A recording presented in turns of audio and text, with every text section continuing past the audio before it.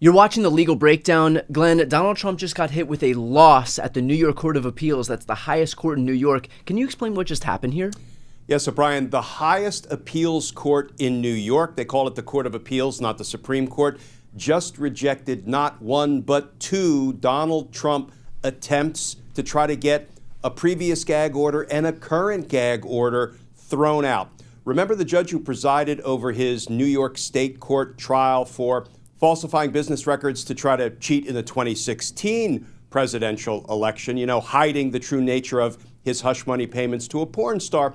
Well, Judge Merchan put a gag order in place during the pendency of that trial, saying Donald Trump cannot talk about the judge's staff, prosecutors or their family members, or the judge's family members, or any of the witnesses or jurors in the case.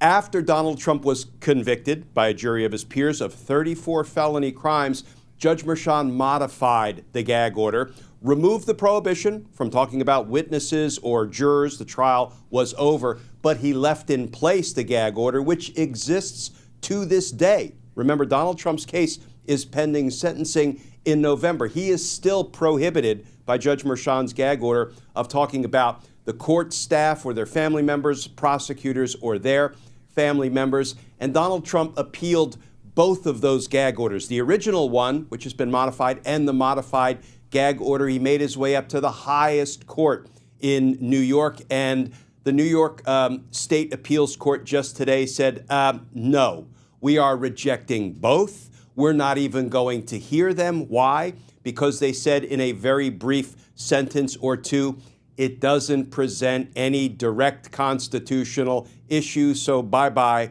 Donald Trump. These things have run their course, and there is still a gag order in place on Donald Trump until his case has concluded, until he is finally sentenced on his 34 offenses of conviction. Of course, Brian, it didn't stop Donald Trump's spokesperson from issuing a statement saying, what?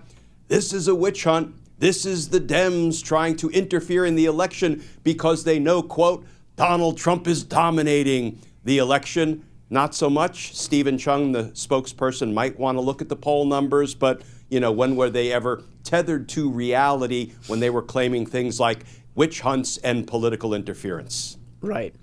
Glenn, why is Trump trying to overturn this gag order? We're at the final steps. Sentencing is set for just a couple of months from now. What's the point of this whole effort?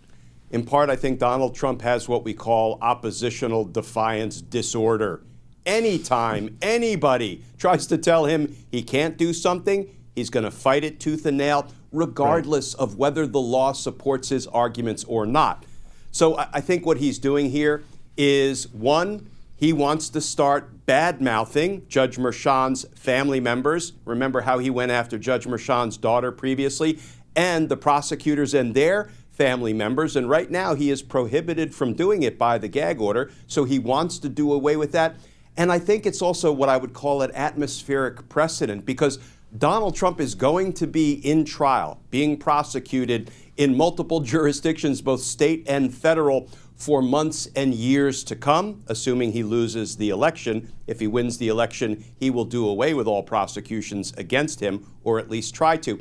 And he's trying to sort of set what I'd call an atmospheric precedent, trying to knock down these gag orders, because, if you're facing the next 3, 4, 5 years of being in court, being prosecuted, Donald Trump wants to be able to lash out, lie about, and attack everybody he can, and by extension, urging and inciting his supporters to do the same.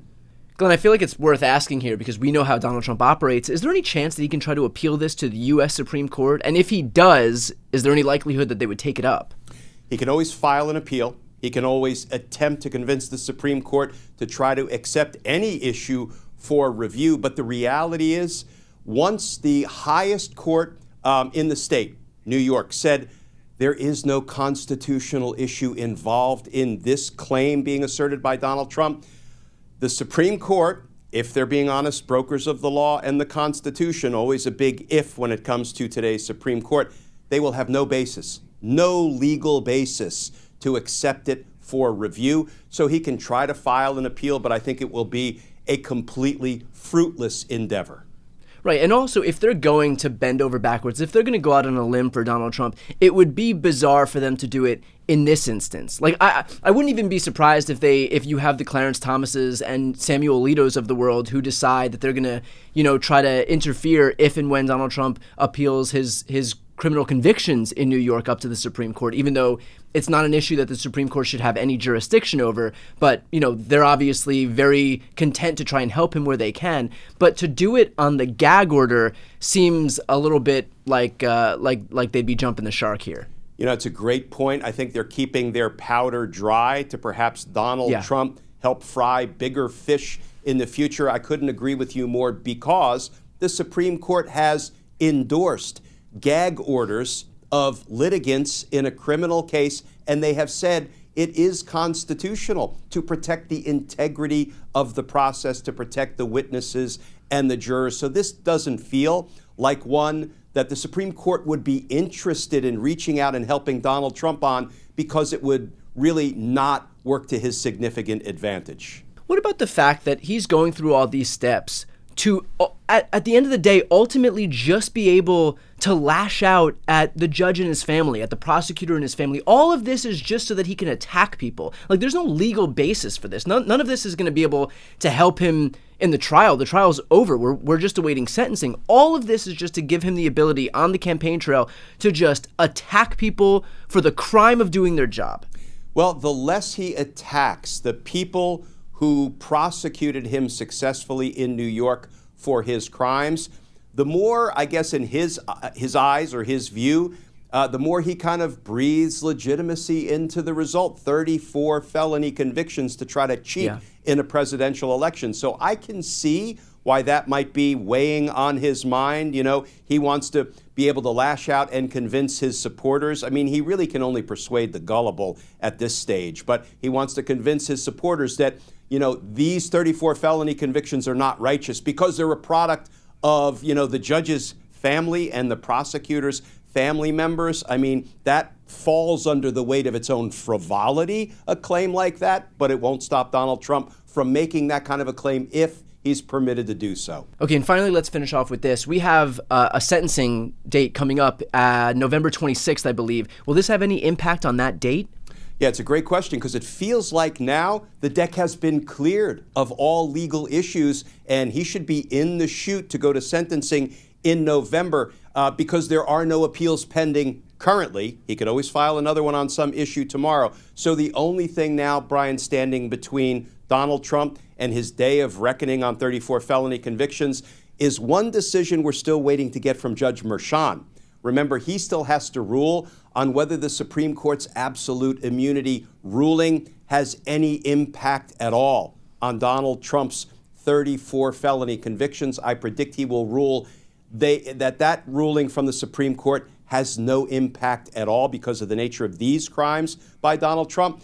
Then, of course, we may be back in appellate territory, because Donald Trump and his lawyers have promised that if Judge Merchan rules against him on that issue, he will immediately beat feet again back to the appellate courts. So, we're kind of taking 2 steps up and 1 step back at this point. Hey, I'll take that as opposed to the alternative, and we've been there, God knows. With that said, we will, of course, stay on top of this as things head toward their conclusion in the New York case, and as we head toward sentencing here. So for those watching right now, if you want to follow along, please make sure to subscribe to support our channels. You can go ahead and hit the subscribe button right here on this screen. I'm Brian Tyler Cohen. And I'm Glenn Kirshner. You're watching The Legal Breakdown.